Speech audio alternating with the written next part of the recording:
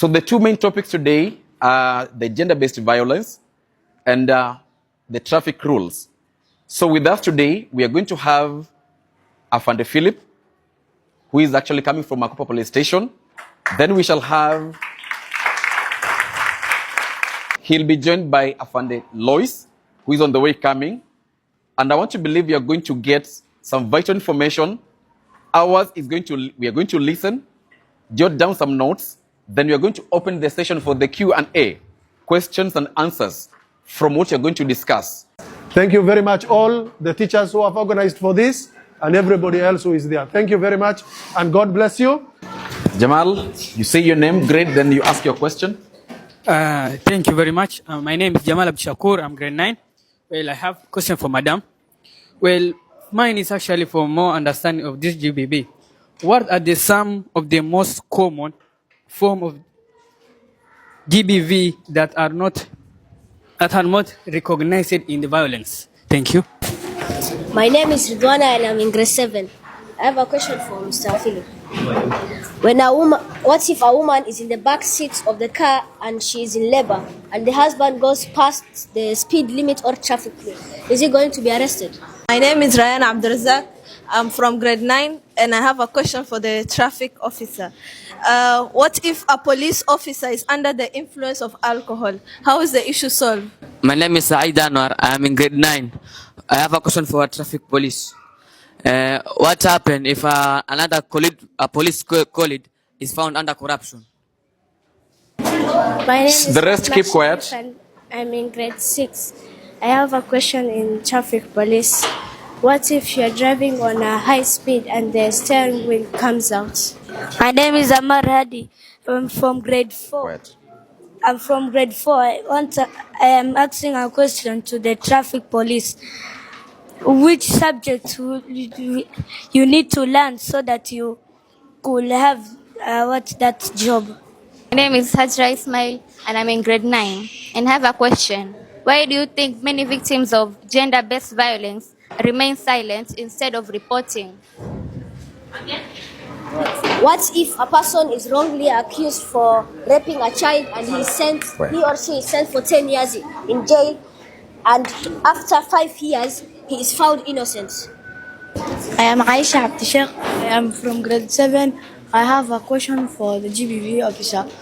What if you don't know where your location is and you are kidnapped and sexually harassed? My name is Soeb Abdurazak and I'm in grade 8. And I have a question for Madam. Let's say, example, you're a schoolboy and a girl and you're heading home, and then you meet a stranger on the way, and then that stranger gives you, like, let's say that soda, and then he or she puts some substances, and then you find yourself in a different country, like not even Africa, like you're taken to another continent, and then when you wake up, like you see yourself, like your clothes are torn, and then your surroundings, like the citizens in that country, like they don't know your language, like you're lost. But today, I'm privileged to join you to discuss. I'm going to deal with the traffic-related matters. First, I'll deal with introduction to traffic, the meaning of traffic.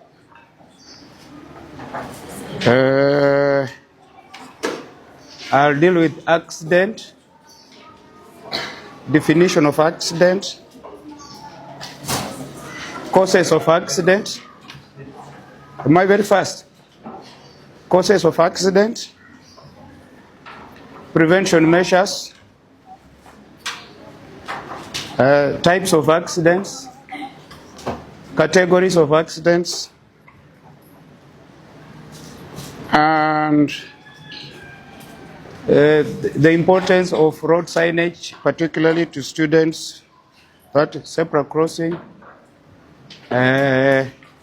students crossing the road. I think that's the main important topic as far as students are concerned. When we talk about traffic, what comes to your minds? Mtu akisema traffic unafikiria nini? Nani anaweza nipea jibu? Nikisema traffic unafikiria nini? Wewe unafikiria nini nikisema traffic? When we talk about traffic, what comes to your minds? Yeah? Yeah, when we talk about traffic, immediately what comes to your mind is accidents, isn't it? Yeah? So what is the meaning of an accident? So I'm going to give you the definition of an accident or accidents. Accident, in short, is just a mishap. Just write a mishap. An accident is a mishap. A mishap. M-I-S-H-A-P. That's the first definition of a mishap, of an accident. 2, a mishap. The second definition is an occurrence or anything that occurs without the wishes of the parties involved. Of course, nobody wishes to be involved in an accident, but it's something that occurs without your wish. I think for you that's just enough. I don't want to give you a very difficult definition. Are we together up to that point? Who has been left behind? Lana, gari imesimama ijaondoka, wewe una cross mbele, hii inatoka nyuma huko haikuoni, so, itakugonga wewe. Haya, umetokea upande huu unataka kuvuka barabara, yule anatoka mbele hata kuona, so ni vema ngoje hii gari ondoke, ndio sasa unaweza ona nyuma, unaweza ona gari yenye inatoka kule, then when you can cross safely. So that's as far as institutions are concerned. School buses should have first aid kits. Kama mwanafunzi ameumia, ile asaidiwe. Apart from first aid kits, we need to have those are just safety equipments. Fire extinguisher, lazima ikuwe kwa hiyo basi ya shule. I think as far as learning institution is concerned, that's enough for you. I'm also going to talk about types of accidents. Types of accidents. Types of accidents. We have 2 types of accident.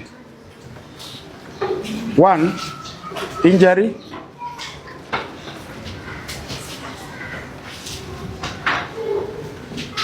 2, non-injury. Injury and non-injury. There are 2 types of accidents, injury and non-injury. One is non-injury, then another one is injury. Good morning, school. Good morning. How are you?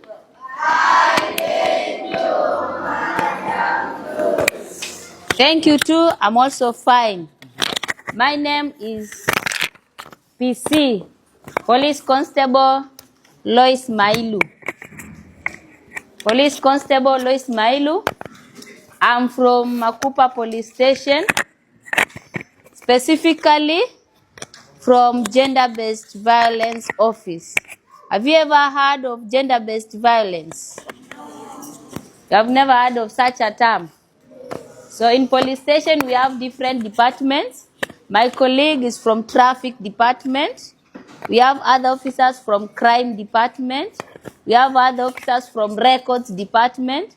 But for me specifically, I'm from gender-based violence department. In short, we usually call ourselves gender officer. Gender officer.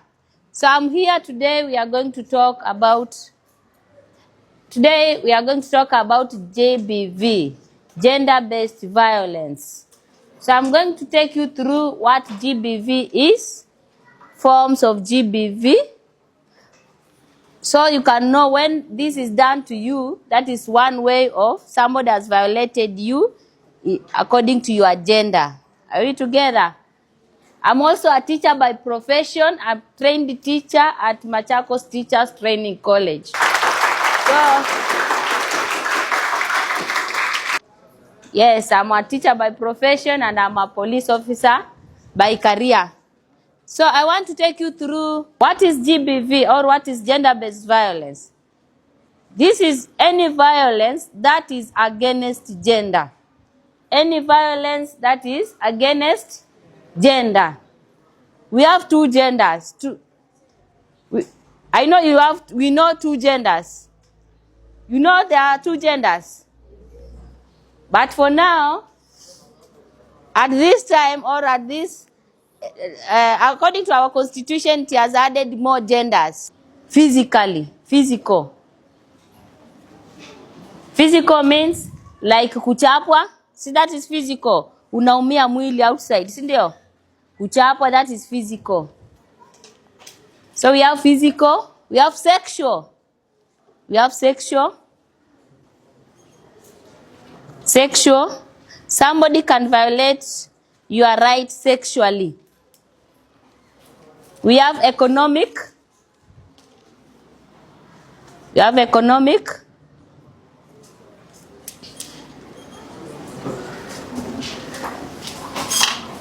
We have social, GBV, socially. Somebody can violate you socially. I'll give example of the types of GBV. And then the last one, we have psychological.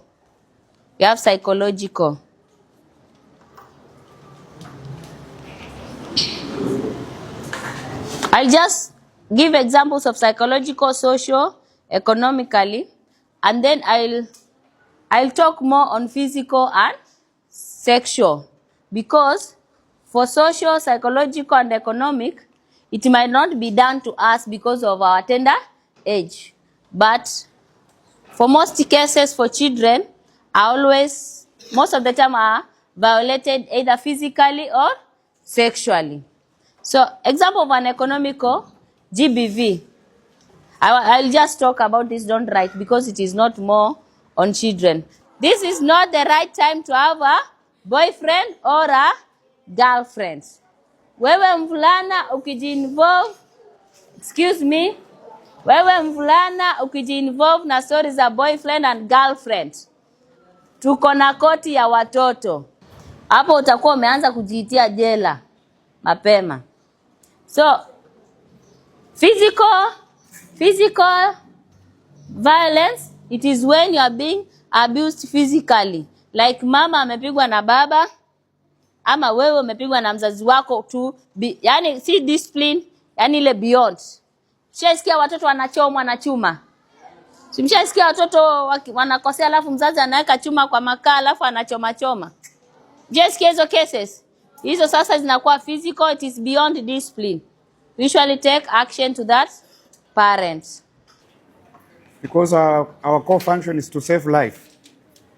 So when there is an emergency, you are carrying a victim of an accident, an expectant mother, or any other emergency, we normally assist. In fact, we give special preference. We call our colleagues at the other side to open the road for you so that you can reach at the hospital at the earliest time possible.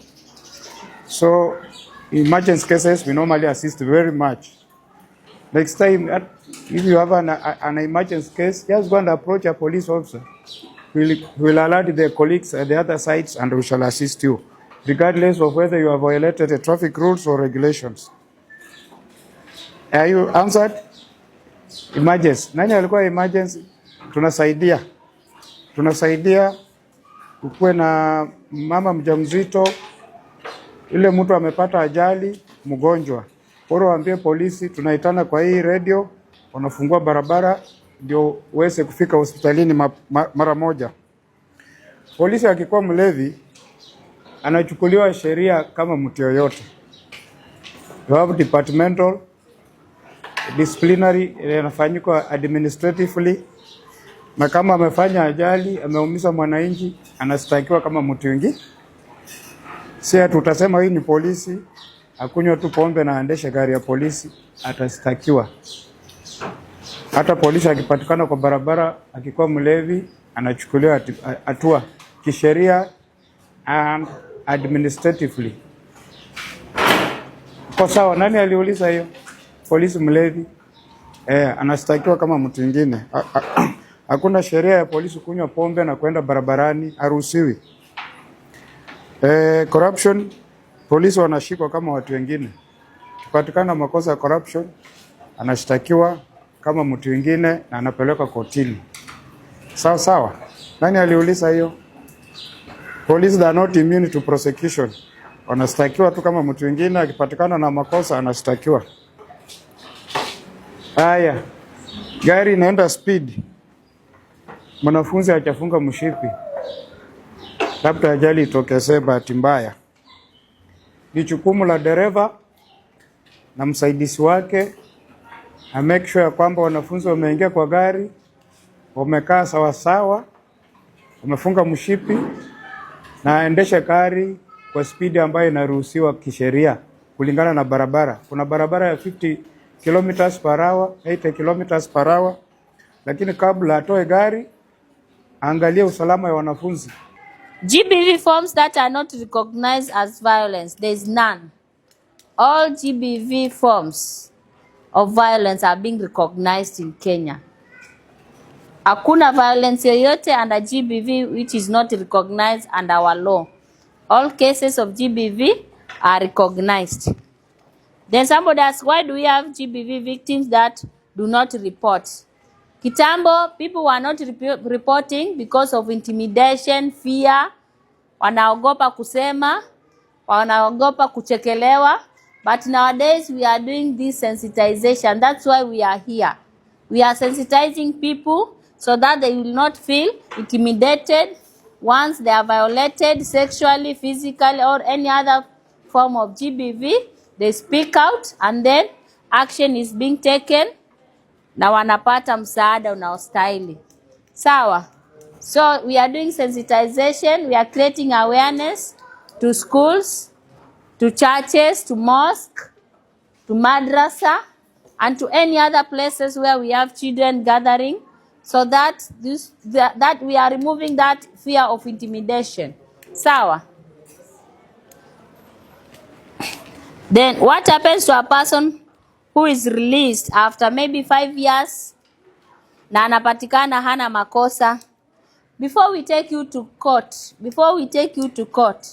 we do something we call thorough investigations. Most of the GBV cases, hakuna siku zinaandanga kotini na mtu anaachiliwa bila makosa. Because proving GBV, proving sexual offense, we just need a doctor to say there was penetration.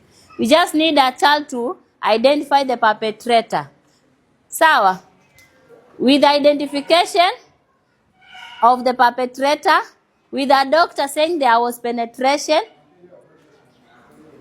and with a child being underage, we have proved beyond reasonable doubt. So hakuna siku tunapelekanga sexual offense kotini inarudi ati anapatikana hana makosa. Before we take you to court, because we know these are serious offenses. They are offenses that can make you get jailed life, 20 years, 30 years, 50 years. We must do thorough investigations. The files usually are prepared by police officers like us, the gender officers. We take them to DPP office. They do their investigation. Once they approve the charges, they are now taken to court. So most of the time in GBV, we don't have people being taken to court wanakaa miaka 5 wakifanya kesi alafu anapatikana not guilty. It is very rare. So somebody asked about location. How will somebody know your location if you found yourself outside Kenya? Somebody asked such a question. Umepata umekuwa intoxicated, umepelekwa nje ya Kenya. Utafanya aje? Kuna namba ambao ni nationwide 08, andika hii namba. This is a national GBV toll number free. Uko Tanzania, uko Uganda, uko wapi? Nationwide 0800 150 150 0800 150 150. So when we are not in Kenya, Hata ukiwa Kenya, you can still call that number. Assalamu alaikum wa rahmatullahi wa barakatuh.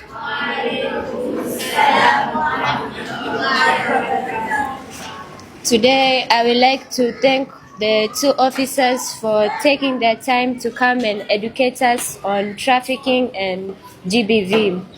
I'd like to thank you both for coming here and giving us a knowledgeable session. Thank you. Today is a very great morning for us. It's a special day that we interact with the people who take care of us.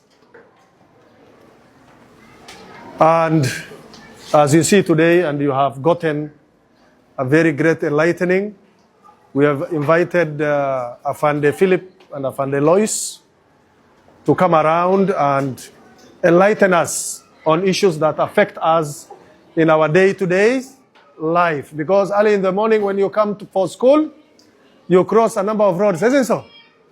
Yes? So today you have learned at least a number of things to save your own life.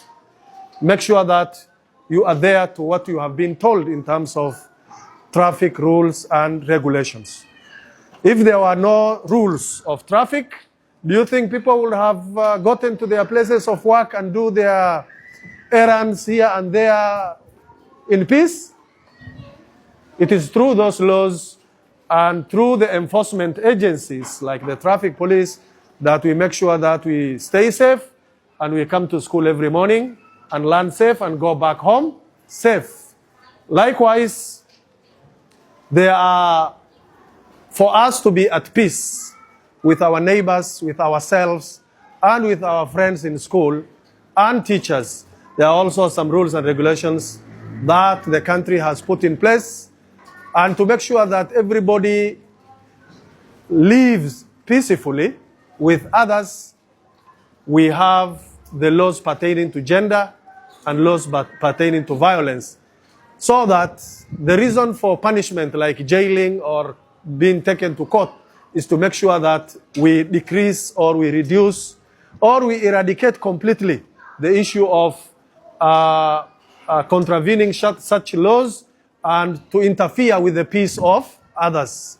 Thank you very much, officers, for coming.